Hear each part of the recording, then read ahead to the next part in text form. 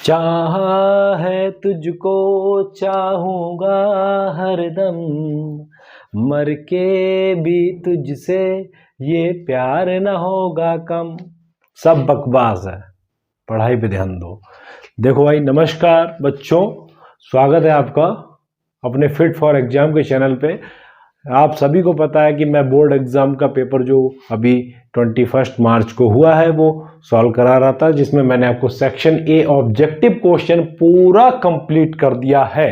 अब चलते हैं हम सेक्शन बी की ओर, और बहुत ही अच्छे से समझिएगा कि आपने इसी तरह से वहां पर क्वेश्चन लगाए हैं। अगर इस तरह से क्वेश्चन लगाए हैं तो आपके फुल मार्क्स आना तय है। तो आज चलते हैं हम सेक्शन बी की तरफ। कौन सा? Section B. और ये जो हम पढ़ रहे हैं सेट नंबर 1। देखिए, सारे सेट मैं लगवाऊंगा, ये पक्का है।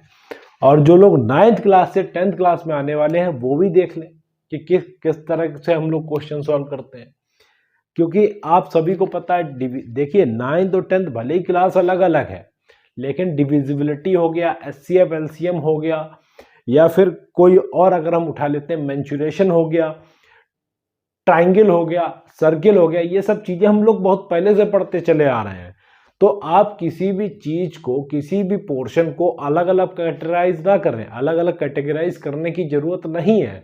अलग अलग कैटेगराइज करेंगे तो आप मैथ्स को हवाबाजी में आप उड़ा देंगे। ठीक है, मैथ्स आपके लिए बहुत हो जाएगी टफ। तो इसलिए सबको एक दूसरे, सारे टॉपिक्स को एक दूसरे से रिलेट करा के पढ़िए, है ना। तो हम क्या करने आज चल रहे हैं, सेक्शन बी। सेक्शन बी देखिए, सारे क्वेश्चन जो सेक्शन बी में थे वो 2 मार्क्स के थे।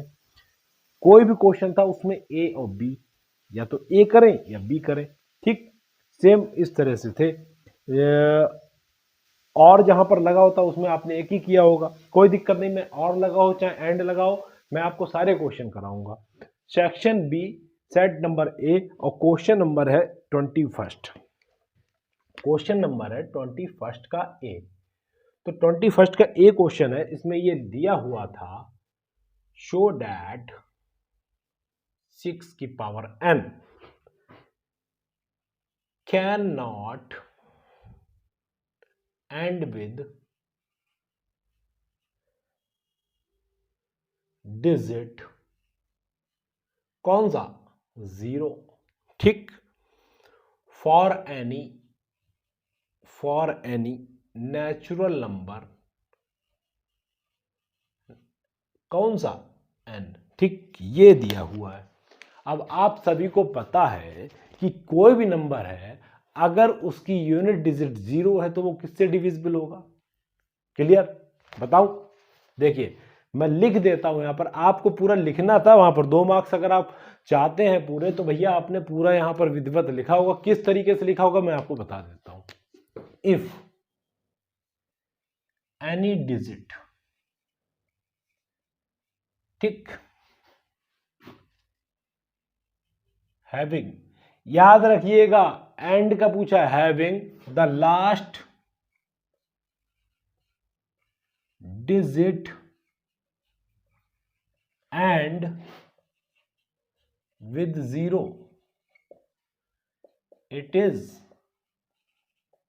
divisible by 10। ठीक, क्लियर? चाहे आप 200 ले लें, चाहे 300 ले लें, चाहे 400 ले लें, अगर उसकी यूनिट डिजिट आपकी 0 है तो वो डिविजिबल होगा 10 से। ये चीज क्लियर हुई? ठीक, अगर 10 से डिविजिबल होता है तो फैक्टर ऑफ 10 के क्या हो जाएंगे? 10 के फैक्टर 2 into 5 हो जाएगा। तो कहने का तात्पर्य यह है कि कोई भी नंबर होगा, अगर वो एंड विद 0 डिजिट से हो रहा है तो वो 2 और 5 से डिवाइड होना चाहिए। क्लियर? अगर हम इसके फैक्टर करेंगे 200 के, चाहे 300 के, चाहे 400 के, इसमें यूनिट डिजिट जो बता रहा है वो आपका 0 बता रहा है, तो वो एक इवन नंबर है, और इवन नंबर हमेशा डिविजिबल होता है किससे? 2 से। बट एंड विद 0, अगर एंड विद 0, 0 से एंड हो रहा है तो वो 5 से भी डिविजिबल होना चाहिए। अब 5 से डिविजिबल आप कोई भी आप नंबर देख लीजिए, चाहे 20 ले लीजिए, चाहे 30 ले लीजिए, चाहे 900 ले लीजिए, सारे जो जितने भी नंबर होंगे अगर यूनिट डिजिट उसकी 0 है तो वो डिवाइड 5 से भी होगी। क्लियर? बिल्कुल क्लियर। लेकिन क्वेश्चन में बोल रहा है कि 6 की पावर n, 6 की पावर, सो 6 की power n should be divisible by 2 and 5 both. क्या ऐसा पॉसिबल है? 6 की पावर अगर हम n की बात कर दें, 6 की पावर n की बात कर दें तो क्या वो डिविजिबल होगा 2 and 5 से? बताइए। नहीं होगा। क्यों? यहां पर नेचुरल नंबर क्या है? n। अगर हम 6 की पावर n की बात करते हैं और हम n की जगह वैल्यू पुट करते हैं 1 2 3 एंड सो ऑन, जैसे 6 की पावर 1 6, 6 की पावर 2 रख दें अगर तो 36, इस तरह से अगर हम करते हैं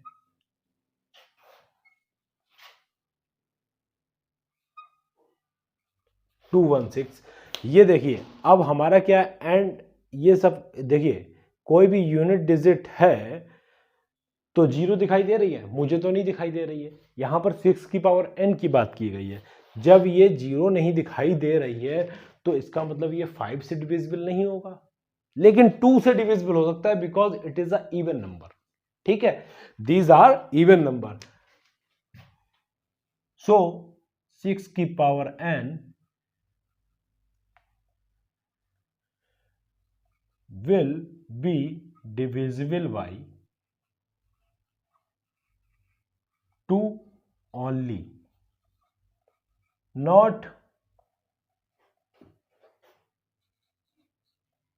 5।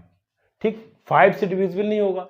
क्यों नहीं होगा? क्योंकि इसका एंड में 0 नंबर नहीं है। यही चीज तो आपको बताना था कि 6 की power can not and with digit 0। क्या लिख सकते हैं? सो 6 की power n can not and with 0। ठीक, इतना अगर आप लिख के आए हैं तो आपको 2 मार्क्स पूरे पूरे मिलेंगे, ये मैं गारंटी के साथ कह रहा हूं। ये था ए क्वेश्चन। अब चलते हैं हम बी क्वेश्चन की ओर। इसी का है बी क्वेश्चन। बी क्वेश्चन में क्या बोल रहा है? Find the HCF and LCM किसका? Of 72 and 120। ठीक, एलसीएम और एचसीएफ आप भली भांति परिचित होंगे कि एचसीएफ जो होता है वो हाईएस्ट कॉमन फैक्टर होता है, ठीक है, और एलसीएम जो होता है वो लीस्ट कॉमन मल्टीपल होता है।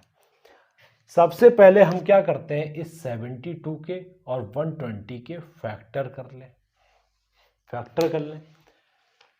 ठीक है, कैसे? 72 के फैक्टर क्या होंगे? 2 इंटू 2 इंटू 2, 3 इंटू 3। ये चीज क्लियर हुई? ये चीज क्लियर हुई या नहीं हुई?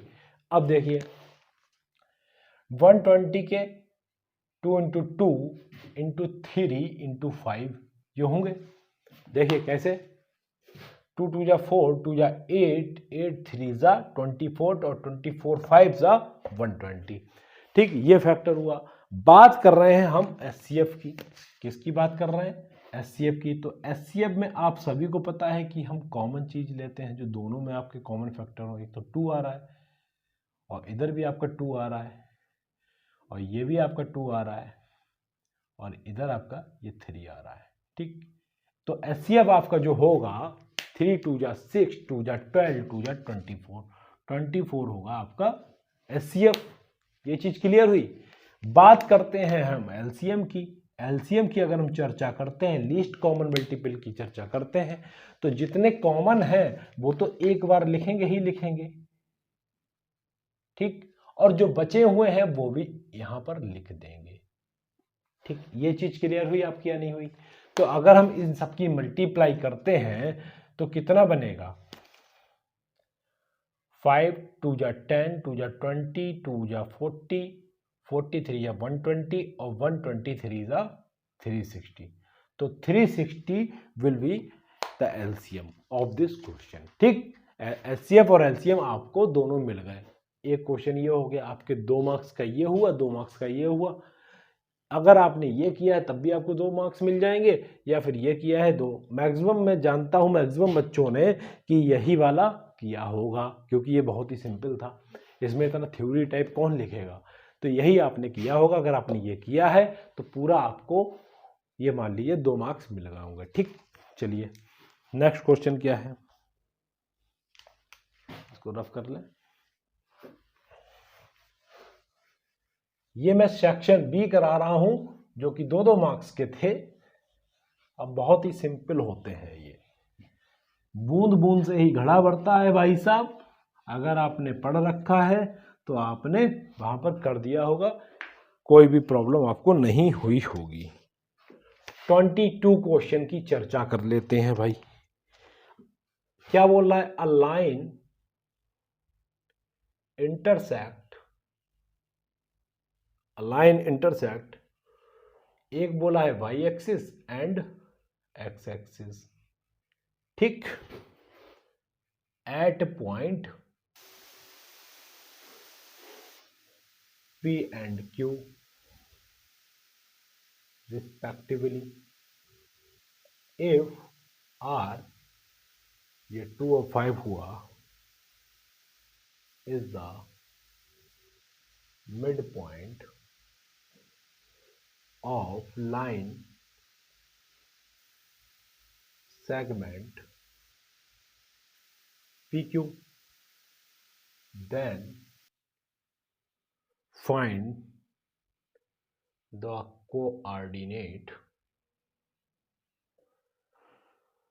coordinates of P and Q। ये क्वेश्चन दे रखा है आपका, मुझे नहीं लगता बहुत ही आपको कोई दिक्कत हुई होगी इसमें। देखिए ये है क्वेश्चन, ठीक है। अब इसमें देखिए सबसे पहले क्या है, एक लाइन हम बना लेते हैं। एक लाइन हमने भैया P और Q ले ली, ठीक है, और इसके बीच का एक मिड पॉइंट है जो कि कितना दे रखा है आपको, 2 और 5 दे रखा है। Is it clear? ठीक है, P की वैल्यू है जो होगी भाई, कोई होगी x1 और y1, ये टर्म्स ये कोऑर्डिनेट्स रहे होंगे, और ये x2 y2 ये कोऑर्डिनेट्स Q के रहे होंगे। अब हम समझते हैं, आपको मिड पॉइंट फार्मूला आपने पढ़ा होगा। मिड पॉइंट फार्मूला क्या कहता है भाई, कि ये वाला और ये वाला जो आपके कोऑर्डिनेट हैं एक्स एक्सिस वाले, इसका मिड पॉइंट जो आता है वो आपको 2 आता है, और सेकंड जो है y1 प्लस y2/2 है, वो कितना आता है आपका 5 आता है। तो यहाँ से अगर क्लियर होगा तो x1 plus x2 is equal to 4, ये पहली इक्वेशन, और y1 plus y2 is equal to 10, ये सेकंड इक्वेशन। ये चीज क्लियर हुई? ठीक। अब यहाँ पर बोल रहा है कि P, जो P पॉइंट है वो अगर देखा जाए तो वाई एक्सिस पर है, ठीक है, वाई एक्सिस पर इंटरसेक्टेड P पॉइंट है वो वाई एक्सिस पे। देखिए अगर हम कोऑर्डिनेट बनाते हैं इस तरह से बनाते हैं, बीच का एक 2 और 5 है, ये एक मिड पॉइंट है जो कि R है, ठीक है, और ये P हुआ, ये आपका Q हुआ। अगर हम इस पर अगर देखते हैं तो x की पावर 0, वो सॉरी x की टर्म 0, और ये y, और अगर यहाँ पर क्या बोल रहा है x एक्सिस Q पर, तो Q पर x एक्सिस का मतलब हुआ ये x वाली वैल्यू ये, और y पे 0, ये x हो गया, ये y हो गया। इसको हम लेट करके चलेंगे, लेट करके क्या चलेंगे, ऐसा क्वेश्चन में बोल रहा है, ठीक। अब ध्यान दीजिएगा, अगर एट पॉइंट P पे बात करते हैं और कोऑर्डिनेट हम लेते हैं 0y, ठीक, 0y। अब ध्यान दीजिएगा, ये x1 ये y1, एट पॉइंट Q पर अगर देखते हैं तो Q पर अगर हम देखते हैं तो ये वाली देखिए, ध्यान दीजिएगा, यहाँ पर 0y और वहां पर x0, ठीक, यहां से हमको वैल्यू निकालना है, ठीक है। x1 की वैल्यू अगर हम 0 रखते हैं तो x2 इजिकल टू 4, तो यहां से आपका सॉल्व होके आएगा x2 इजिकल टू 4, ठीक, x2 की वैल्यू हमको क्या मिली 4, ये चीज क्लियर, ठीक, x2 की वैल्यू 4, ठीक। अब अगर हम x0 मतलब एट पॉइंट Q, ये Q से देखिए, ये वाली जो आपकी आई थी वो Q से आई थी, और ये वाली आई थी आपकी जो P से आई थी, ठीक है। अब अगर हम इस पॉइंट को अगर हम देखते हैं, इस Q पॉइंट को x एक्सिस पर कट करता है, तो x वाली वैल्यू कौन सी है, ध्यान दीजिएगा x1 y1 और ये आपकी x2 y2, तो x2 y2, तो ये y1 को हम y1 ही लिखें प्लस y2 को क्या है, y2 को 0 रख सकते हैं, ये 10, तो यहाँ से आपका y1 जो वैल्यू आई वो कितनी आई, 10 आई। ठीक, y1 की जो वैल्यू आई वो 10 आई।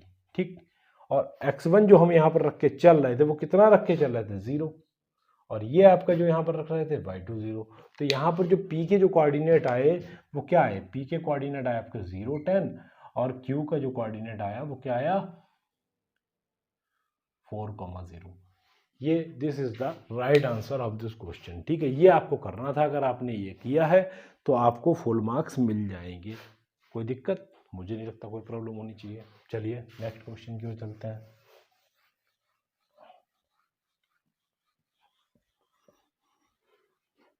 ठीक, नेक्स्ट क्वेश्चन क्या कह रहा है भाई, नेक्स्ट क्वेश्चन जो आपका बोल रहा है वो ये कह रहा है find the length of the shadow on the ground.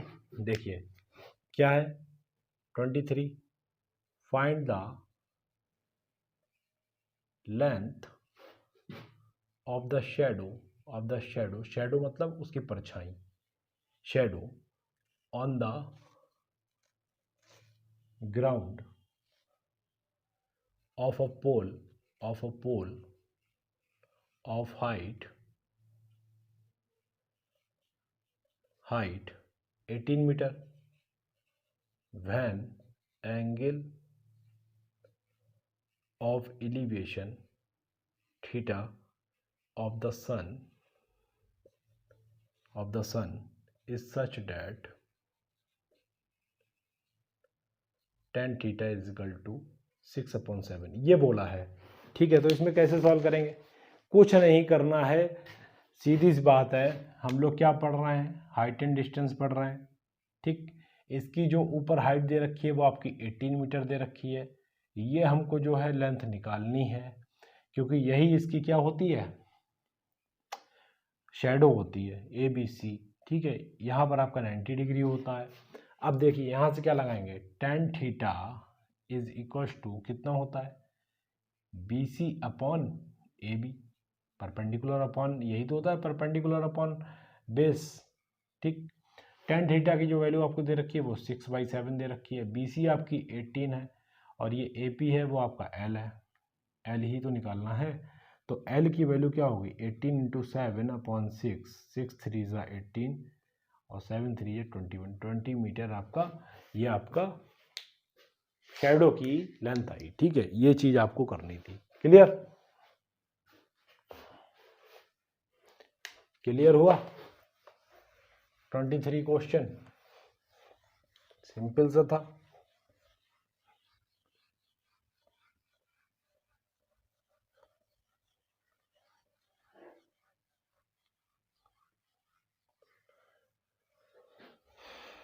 ठीक, चलिए चलते हैं 24 क्वेश्चन। 24 क्वेश्चन क्या कह रहा है भैया, 24 क्वेश्चन ये बोल रहा है कि एक फिगर दे रखा है,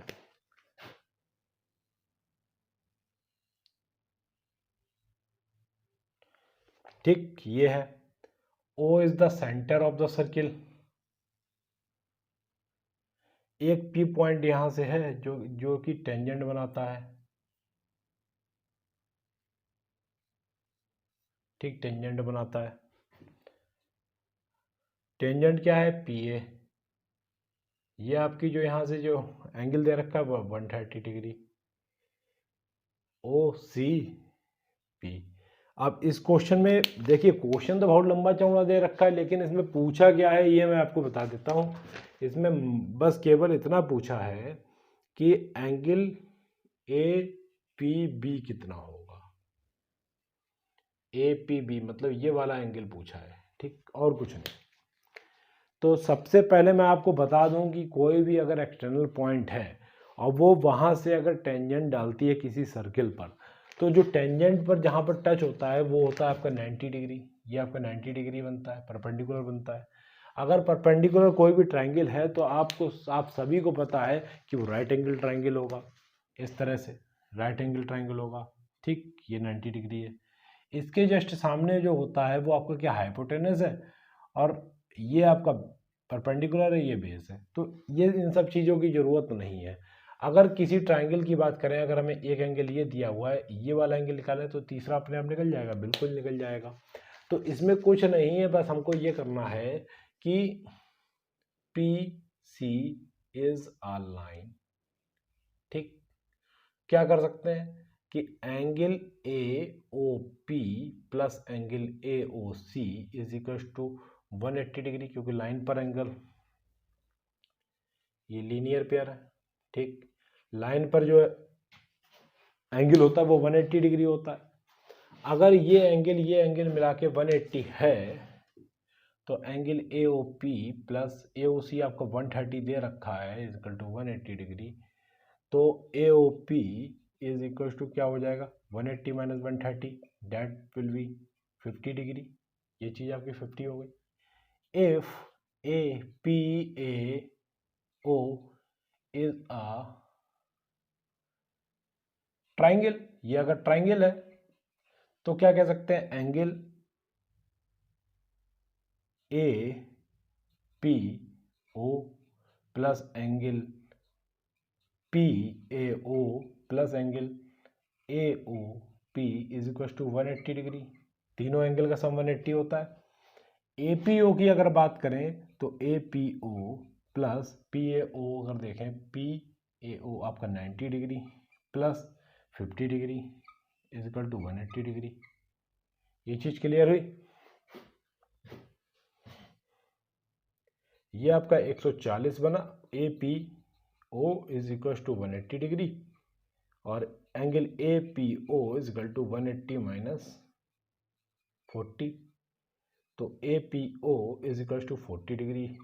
ये आपको निकालना था। अब आप कहेंगे सर यहाँ तो ए पी वी है। देखिए ए पी वी कहें तब भी ये बीच का एंगल आ रहा है, ए पी ओ कहें तब भी आपका बीच का एंगल आ रहा है। यही एंगल है, यही पूछा है, और कुछ नहीं करना है इसमें। कोई दिक्कत नहीं। ठीक, चलिए 25 का एक क्वेश्चन हम करते हैं। 25 का एक क्वेश्चन है ए, बहुत ही सिंपल क्वेश्चन है। एक ट्राइंगल इसमें दे रखा है इस तरह का, और एक पैरेलल लाइन इसमें है जो कि डी और ई है। ये ए है, ये बी है, ये सी है। ठीक, इसमें ये एक्स है और ये एक्स माइनस 2 है, और ये वैल्यू आपकी दी है एक्स प्लस 2, और ये आपकी एक्स माइनस 1। इसमें हम थेल्स थ्योरम यूज़ करेंगे। थेल्स थ्योरम क्या होता है, इसमें देखिए A D upon D B is equal to A E upon E C. ये चीज़ आपको क्लियर है? बिल्कुल। ए डी की अगर हम बात करते हैं तो ए डी आपका एक्स है अपॉन एक्स माइनस 2, ये आपका एक्स प्लस 2 है is equal to x minus upon x minus 1। Cross multiply करेंगे तो ये आपका होगा एक्स स्क्वायर माइनस 1, और ये एक्स स्क्वायर माइनस 4 होगा। इनकी मल्टीप्लाई। बहुत ज़्यादा आपको अगर शॉर्ट में लग रहा है तो भैया मैं पूरा लिख देता हूँ, एक्स माइनस 2 और एक्स प्लस 2। ठीक, x square minus 1 is equal to x square minus 4। यहाँ पर हमने A minus B A plus B का फॉर्मूला यूज़ कर दिया। अब किसी को कोई प्रॉब्लम, मुझे नहीं लगता कोई प्रॉब्लम होनी चाहिए। ठीक, ये आपका एक्स होगा, इसमें आप एक्स करिए। ठीक, एक्स स्क्वायर कैंसिल हुआ तो minus x is equal to minus 4, minus minus cancel हुआ तो एक्स इजकल टू 4 आपका। This is the right answer of this question. ठीक, ये आपके से पूछा था, मुझे नहीं लगता अब आपको इसमें कोई प्रॉब्लम होनी चाहिए। ठीक,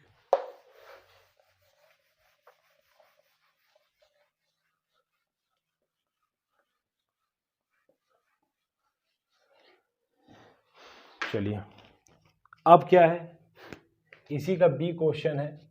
बी क्वेश्चन ये बोल रहा है डायगोनल है A C and B D, A C and B D of trapezium है भाई A B C D with A B parallel D C intersect each other at point कौन सा, ओ। ठीक, show that O A upon O C is equal to O B upon O D, ये दिया हुआ है। ठीक, अब ध्यान दीजिए, सबसे पहले इस क्वेश्चन में करते क्या है, हमको ये ध्यान देना है। देखिए गिवन में हम लोग क्या लिखेंगे कि A B C D is a trapezium, ठीक।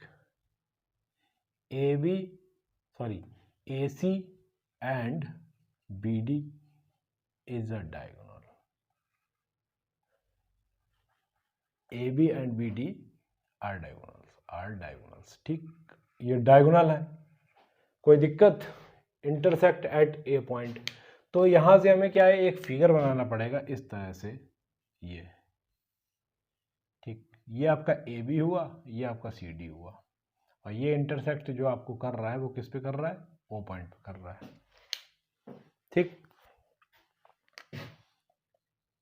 प्रूफ डैट में हम लोग क्या करना है, प्रूफ डैट में हम लोग लिखेंगे भैया O A upon O C is equal to O B upon O D, ये करना है। तो प्रूफ में हम लोग क्या करेंगे, प्रूफ में देखिए सिस्टमेटिक वे में करते हैं तभी आपको मार्क्स मिलते हैं, अगर आप नहीं करेंगे तो आपके तोते उड़ जाएंगे और आपके मार्क्स नहीं आएंगे। अगर लोगों ने इस तरह से लगाया है, देखिए जो जो गलतियां हो सकती हैं वो 9th के जो लोग एंटर कर रहे हैं 10th में, वो भी इस चीज़ पे ध्यान दें। 9th वाले बच्चे बहुत ध्यान से देखें कि हम सवाल कैसे करते हैं। देखिए अब इसमें क्या बोलेंगे, in triangle A O B and triangle, कौन सा, ऊपर वाला सी ओ डी, ठीक। इस ट्राइंगल की अगर बात करें तो ध्यान दीजिएगा कि angle A O B is equal to angle कौन सा होगा, सी ओ डी होगा।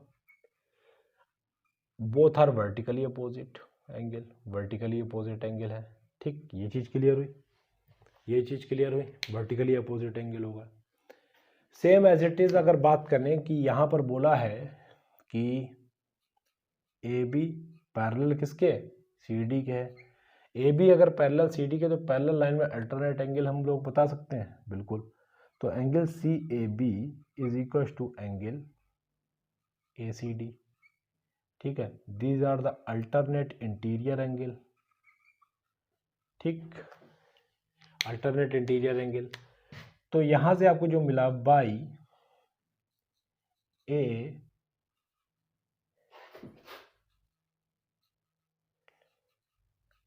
क्राइटेरियन अगर हम यूज करें, ठीक, तो हम क्या कर सकते हैं कि O A upon O C is equal to O B upon O D, यही तो प्रूफ करना था, ठीक। यही चीज करनी थी, बस ये 2-3 चीजें आपको लिखनी थी कि एक एंगल हमने निकाल लिया, ये वर्टिकली अपोजिट, ये दोनों आपस में बराबर है, और ये अल्टरनेट इंटीरियर एंगल है। तो हम लोग कह सकते हैं कि इसका रेशियो वो इस रेशियो के इक्वल होगा। ये एक क्राइटेरियन होता है, मतलब एंगल क्राइटेरियन होता है। देखिए बच्चों, ये था आपका सेक्शन बी सेट नंबर 1 का, जो कि मैंने कंप्लीट करा दिया। अब हम लोग मूव करेंगे सेक्शन सी पर, पूरा कंप्लीट करेंगे। केस स्टडी में मैं आपको सॉल्व कराऊंगा। जो लोग 9 से 10th में जा रहे हैं वो कृपया जरूर देखें इन क्वेश्चंस को, इस तरह से हम लोग सॉल्व करते हैं। बहुत ही चिंतित होने की ज़रूरत नहीं है, सब कुछ मैं सब सॉल्व करा दूंगा। चलिए अब मिलते हैं नेक्स्ट वीडियो में, नेक्स्ट सेक्शन मतलब सी सेक्शन के साथ। All the best, bye.